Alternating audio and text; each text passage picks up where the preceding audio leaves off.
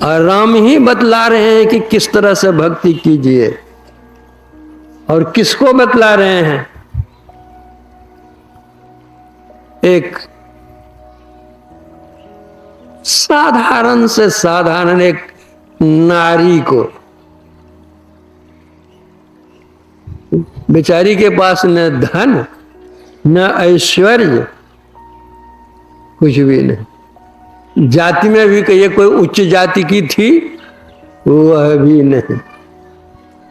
ऐसी छोटी जाति जिसका पानी भी लोग नहीं पीते थे, छोटे, जिसके शरीर की छाया देख करके लोग डरते थे, छाया पड़ने पर नहाते थे लोग, उच्च वर्ण के लोग। बिचारी भगवान से हाथ जोड़ करके प्रार्थना करती। जब भगवान राम स्वयं उनके यहां आ जाते हैं, उसी जंगल में और भी ऋषि मुनि के आश्रम थे, लेकिन भगवान आश्रम में नहीं जाकर सबरी की कुटिया में आते हैं।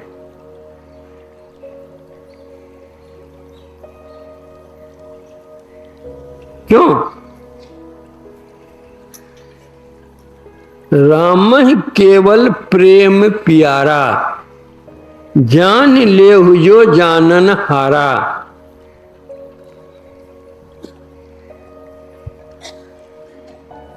भगवान को धन नहीं चाहिए, जन नहीं चाहिए, भगवान को प्रेम चाहिए।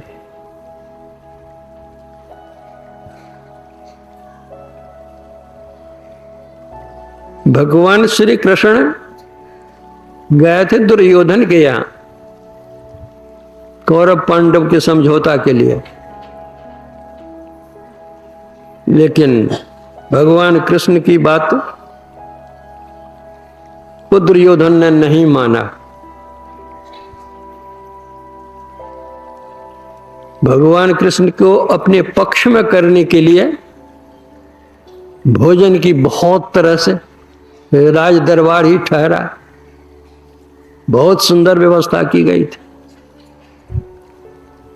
सोने की थाल में हीरे जवाहरात ला करके उनके सामने रखे गए थे, लेकिन भगवान को धन की जरूरत नहीं।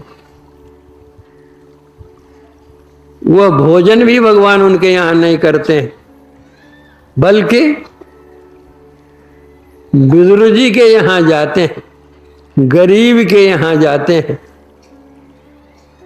दासी पुत्र के यहां जाते हैं।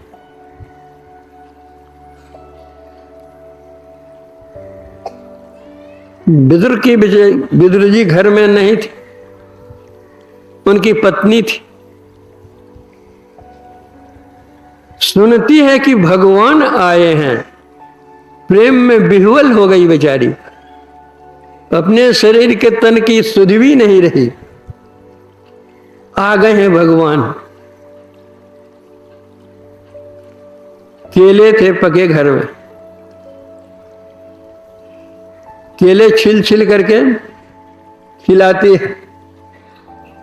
तो केले तो क्या खिलाएगी, केले का जो गुद्दा है वो तो फेंक रही है, छिलका भगवान के हाथ में दे रही है।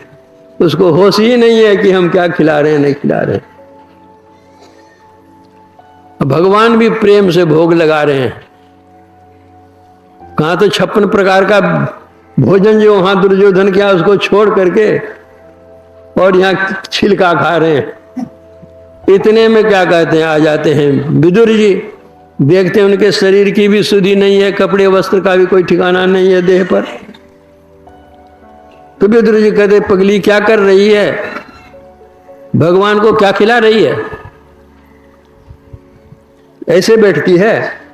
तो सर तन की सुधि होती है और देखते हैं तेरे गुदा तो सब अलग फेंक रहे हैं, छिलका खिला रहे हैं भगवान को। बड़ी लज्जा हुई, खिलाने लगी गुदा। तो भगवान कहते हैं जो स्वाद छिलका में था गुदा में नहीं है।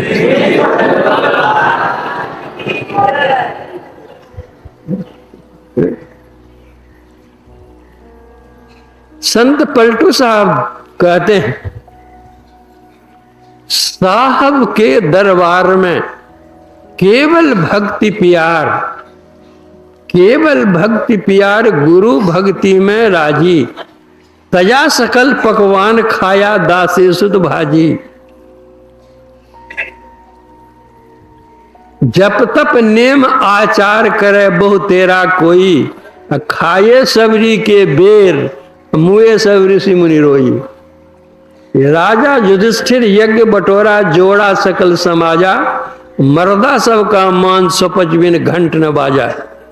पलटू ऊंची जाति का मत कोई कर अहंकार, साहब के दरबार में केवल भक्ति प्यार।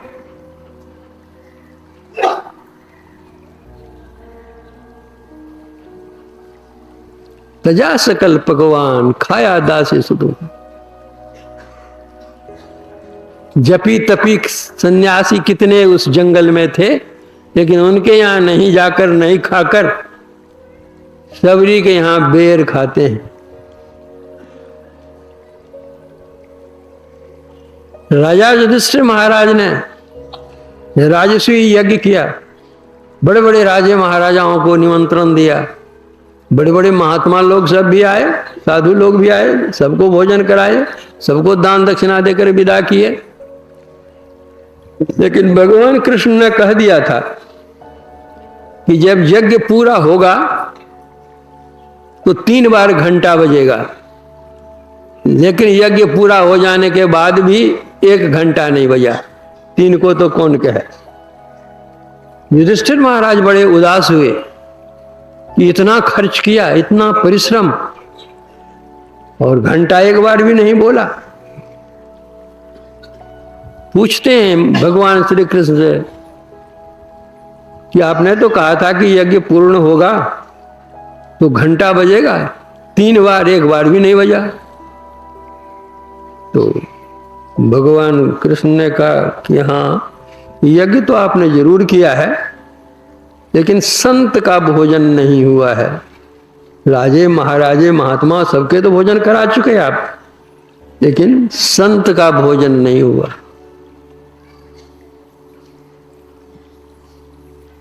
तो कहाँ संत हैं कहिए तो बुलावे, कहाँ काशी में हैं, सपच भगत हैं,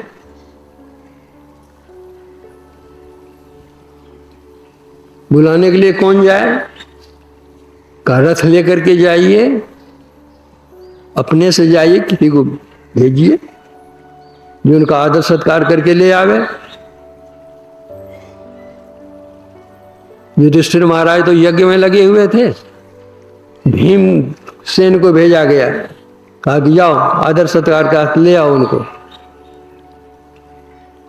जब भी उन्होंने सुना कि स्वपच हैं, तभी तो नाक भौं सिकड़ गया इनका कि हम क्षत्रिय बाबू हैं और जाएंगे स्वपच के यहाँ क्या गए तो खुशामद करने की आज्ञा है, तो लाचारी जाना ही पड़ता। रथ लेकर के जाते हैं, मन में सोचते जाते हैं कि कहेंगे चलने के लिए, अगर नहीं चलेंगे उठा करके रथ पर लेकर के चल देंगे। 10,000 हाथी का बल था ना, उनके शरीर में 10,000 हाथी का बल था। गए रथ लेकर के, पूजा पर बैठे ही थे स्वपच भगत जी, पहुंच गए यहां। पूछते हैं भीम से, कहाँ आए भीम? आपको ले जाने के लिए आए हैं, महाराजा ने भेजा है।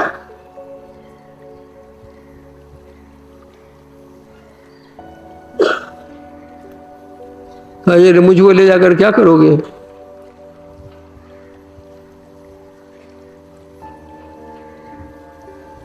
अच्छा बात तो पीछे करूंगा। देखो मैं तो बैठ गया हूं पूजा करने के लिए, मेरी माला देखो खुटी पर टंगी हुई, जरा माला दे दो, पूजा करता हूं, फिर तो बात करूंगा। अब इनके मन में होता है कि डोम की माला छुएंगे तो कैसे, और नहीं छुएंगे, माला नहीं देंगे तो कहेंगे तुमको एक काम कर बतलाया सो तुम किया ही नहीं, तुम मेरे हम नहीं जाएंगे। इनकी भी बात तो माननी पड़ेगी। तो उन्होंने अपनी एक उंगली लगाई, माला टस से मस नहीं हुई। दोनों उंगली लगाई, कुछ भी नहीं। तीन उंगली, कुछ नहीं। चार, पांच उंगली लोग खींचना चाहा, लेकिन माला जो की तो टस से मस नहीं हुई। जो 10,000 हाथी का बल था, जो बाबाजिया को उठाकर रखते थे रथ पर, जिनकी माला ही नहीं टस से मस ये कर सकते हैं, तो बाबाजी को कैसे टुकड़ा फेंकेंगे। जो गर्व था बस वही तो गल गया वो गर्व। अपने से उठ करके लेकर अपनी पूजा करके फिर पूछते हैं बतलाओ क्या बात है। आप वो ले जाएंगे, यज्ञ वहां हुआ है, लेकिन जब तक आप नहीं जाएंगे यज्ञ पूरा नहीं होगा। महाराजा ने आपको भेजा है। कहा मुझे ले जाकर क्या करोगे? बोला कि आपको भोजन कराऊंगा वहां पर, महाराज जी आपको भोजन कराएंगे। सुबह ये देखो जी, मैं राजा महाराजा के यहाँ भोजन नहीं करता।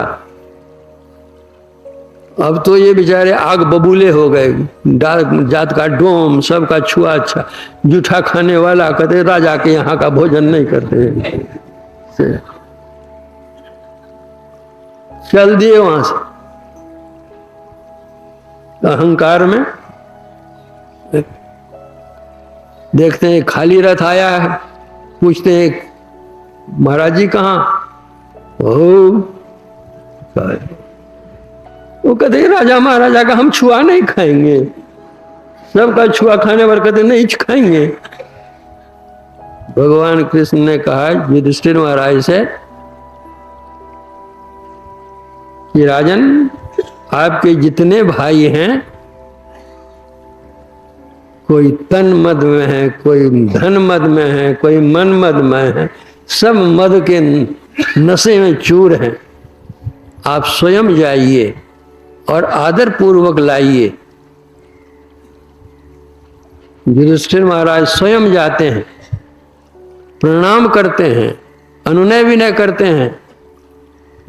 सुपच भगत पूछते किस लिए मुझे ले जाओगे? बोला आपको मैं भोजन करवाऊंगा, हमारा यज्ञ पूरा होगा।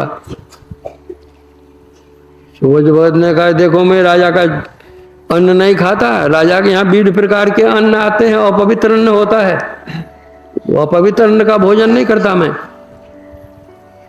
जाओ। युधिष्ठिर महाराज ने कहा महात्मन, आप जो कहते हैं बिल्कुल सत्य है।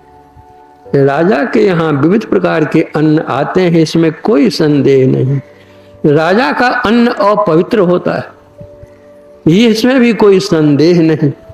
आप जो कह रहे हैं बिल्कुल अक्षरशः सत्य है, लेकिन आप भोजन नहीं करेंगे तो पवित्र कैसे होगा? इसीलिए तो आपको लेने आया, आप भोजन करेंगे, उस अपवित्र को पवित्र कर देंगे, इसीलिए आपके यहां आया। चला जाए, आग्रह करते हैं, रथ पर बैठालते हैं, चलते हैं। युधिष्ठिर महाराज लेकर के आते हैं। अब द्रौपदी महारानी के मन में हुआ कि इतना बड़ा यज्ञ हुआ, घंटा नहीं बजा, और ऐसे कौन महात्मा है जिनके आने से घंटा बजेगा? अब उल्लास के मारे वो इतनी चीजें बनाती हैं खिलाने के लिए और बनवाती हैं, ये खिलाऊंगी, ये खिलाऊंगी, ये खिलाऊंगी, ऐसी खिलाऊंगी, घंटा बजेगा। बड़ी मेहनत के साथ बेचारी बनाती है। जो आते हैं महात्मा जी, आदर के साथ रथ से उतारा जाता है, बैठाया जाता है। जब भोजन के लिए बैठाया जाता है, खुशी के मारे तो द्रौपदी का हृदय नाच रहेगा कि ये भोजन करेंगे और घंटा बजेगा। दुनिया भर की चीजें जितनी चीज बनाई गई थी, सारी चीजें उनके सामने में परोस दी गई कि एक एक करके खाएंगे और बतलाएंगे, हाँ इसका स्वाद ऐसा है, इसका स्वाद ऐसा है, ये बहुत बढ़िया है, ये खट्टा और ये मीठा है, और बतलाएंगे। प्रशंसा करेंगे भोजन की। साधु तो साधु ही होते हैं, जो स्वादु होते हैं वे एक एक करके देखेंगे क्या है, नहीं वे तो स्वादु नहीं थे, वे तो साधु थे। एक बाबाजी था, वो गांजा भी पीता था, बीड़ी भी पीता था, सिगरेट भी पीता था, शराब भी पीता था, सब कुछ नशीली चीज खाता पीता था वो। किसी ने कहा कि बाबा आप महात्मा होकर बीड़ी पीते हैं, सिगरेट पीते हैं, गांजा पीते हैं, भांग पीते हैं, ये सब तो ठीक नहीं करते हैं आप तो महात्मा है।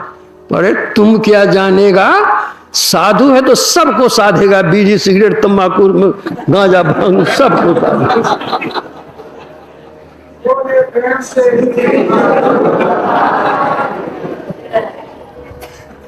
तो वैसे साधु तो वे नहीं थे, स्वाद लेंगे। जितनी चीजें द्रौपदी ने बनवाई थी और बनाई थी सबको एक साथ मिला दिया और एक कौर लिया। जैसे एक कौर लेते हैं स्वपच जी, वैसे एक बार घंटा बज जाता है। अब तो उल्लास छा गया, 1 घंटा बज गया, अब 2 घंटे और बजेंगे। इतने में द्रौपदी के मन में भाव होता है, कितनी मेहनत से तो मैंने इतनी चीजें बनाई थी कि एक एक करके खाते और स्वाद लेते और वर्णन करते किसका कैसा स्वाद लगा। सो कुछ नहीं, आखिर में जात के तो डोम ही ठहरे ना, सब कुछ मिला जुला करके एक साथ कर दिया, एक कोर मुंह में ले लिया। संत तो अंतर्यामी होते हैं, हृदय की बात जानते हैं। रामकृष्ण परमहंस जी ने कहा कि संतों की दृष्टि में सामान्य जनों का हृदय कांच की अलमारी के समान होता है। कांच की अलमारी में कोई भी सामान छिपा कर रखो, बाहर से ही वह सामान दिखता है। उसी तरह से हृदय में कोई किसी कोने में बात को छिपा कर रखो, वह बात प्रकट हो जाएगी। तो स्वपच भगत द्रौपदी के मन की बात जान गए कि इसके मन में यह भाव आया कि आखिर द डोम स्वाद क्या जाने। हाथ रुक गया, दूसरा कौर उन्होंने लिया नहीं। युधिष्ठिर महाराज भी वहां पर बैठे हुए थे। युधिष्ठिर महाराज ने कहा कि महात्मन भोग लगाया जाए। आपने 1 कौर लिया, 1 घंटा बजा, और लिया जाए। युधिष्ठिर महाराज की बात सुनकर स्वपच महाराज कहते हैं कि युधिष्ठिर, जो संत का भोजन था वह तो हो चुका, अब जो भोजन होगा वो तो स्वपच डोम का भोजन होगा।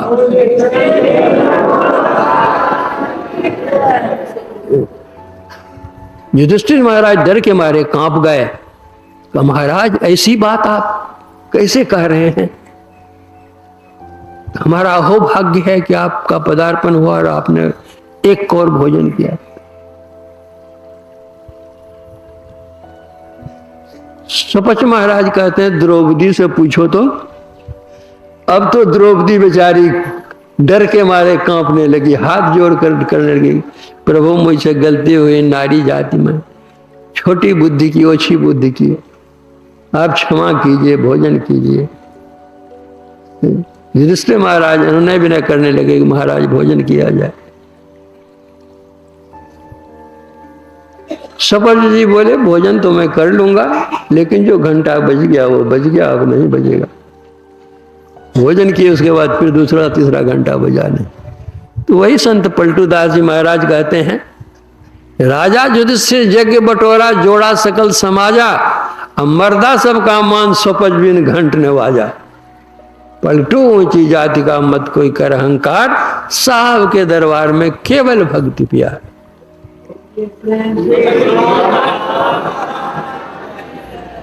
शबरी छोटी जाति की थी, भीलनी थी और कुरूपा थी, कोई देखने में भी सुंदरी नहीं थी। लेकिन भगवान राम उनको भामिनी कह करके संबोधन करते हैं। कह रघुपति सुनु भामिनी बाता। भामिनी कहते हैं जो खूब सुंदरी होती है उसको कहते हैं भामिनी। और भामिनी शब्द का दूसरा अर्थ होता है क्रोध करने वाली।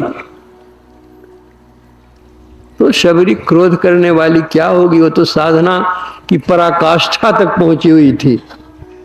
भगवान राम स्वयं कहते हैं सकल प्रकार भगत दृढ़ तोरे। वह क्रोध क्यों करेगी? क्रोध तो द्वैत में उत्पन्न होता है, अद्वैत में क्रोध कहां? शरीर की सुंदरता नहीं, भक्ति की सुंदरता।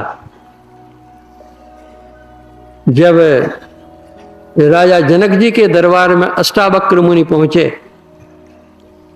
अष्टावक्र मतलब उनके 8 अंग टेढ़े, दरबारी लोग देख करके हंस पड़े।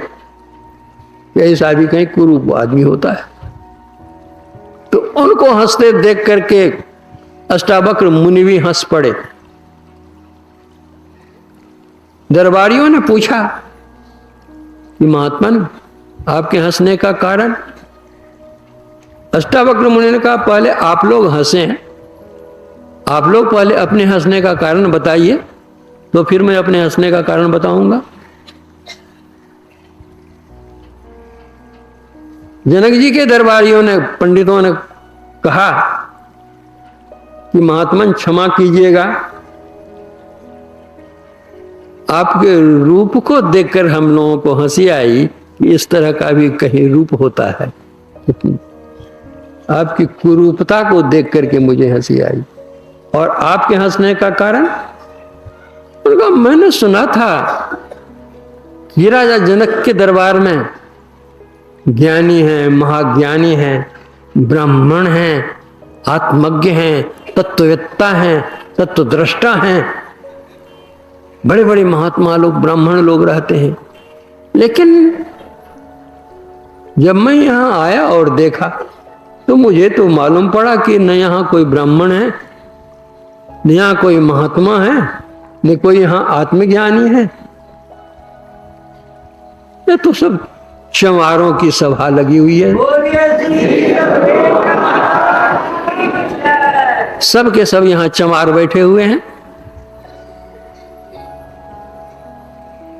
राज पंडितों ने, महात्मन आप सबको चमार बना देते हैं, बड़े बड़े उच्च कोटि के ब्राह्मण लोग यहां हैं, आपने चमार कैसे कह दिया? अरे ब्राह्मण, ब्राह्मण सोई जो ब्रह्म पिछाने, बाहर जाता भीतर आने, पांचों बस करी झूठ न भाखे, दया जने हुई हृदय राखे, आत्म विद्या पढ़े पढ़ावे, परमात्म का ध्यान लगावे, काम क्रोध मद लोभ न होई, चरण दास गए ब्राह्मण सोई। ब्राह्मण तो वह है जो ब्रह्म को जानते हैं। तुम लोगों ने तो आत्मा की पहचान की नहीं, तुम लोगों ने चमड़े की पहचान की, मेरा चमड़ा टेढ़ा, मुंह टेढ़ा, हाथ टेढ़ा, पैर टेढ़ा। तो हड्डी और चमड़ी की पहचान तुमने की, आत्मा की पहचान कहां की? जो हड्डी और चमड़ी की पहचान करता वो चमार ने तो ब्राह्मण कैसे होगा?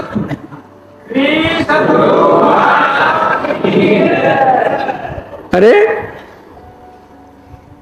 नदी टेढ़ी होती है लेकिन पानी टेढ़ा नहीं होता है। गन्ना टेढ़ा होता है लेकिन उसका रस टेढ़ा नहीं होता है। शरीर टेढ़ा है लेकिन उसके अंदर निवास करने वाली आत्मा तो टेढ़ी नहीं, तो यथावत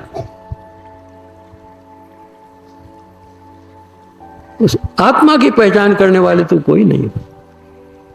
इसीलिए मैंने कहा चलो। तो शबरी में शारीरिक सुंदरता नहीं थी, कुरूपता थी, लेकिन उनके अंदर में जो भक्ति थी, इतनी अच्छी भक्ति थी जिस अच्छी भक्ति, ऊंची भक्ति से भक्ति और हो नहीं सकती। इसलिए भामिनी कह करके भगवान ने संबोधन किया।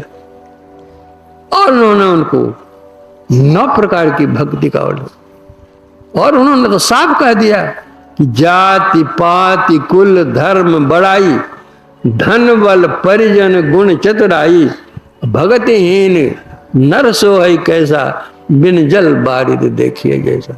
सब कुछ है लेकिन भक्ति नहीं है तो उसको कुछ नहीं है।